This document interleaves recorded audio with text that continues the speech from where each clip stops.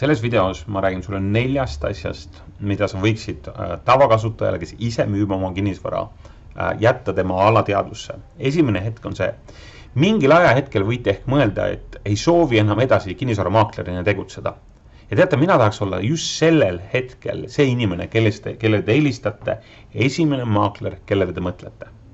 Nii, see oli esimene. Teiseks, kui te oma kodu maha müüte, kuhu te plaanite kolida? Kui soovite osta, ma tahan olla esimene inimene, kes sellest kuuleb. See oli teine.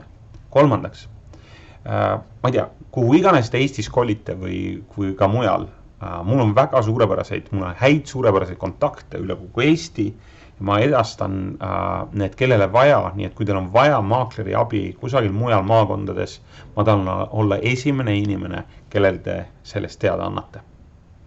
Ja neljandaks, vaadake, mingi hetk võib keegi teilt küsida, kes oli teie maakler, kui te kodu müüsite või ostsite.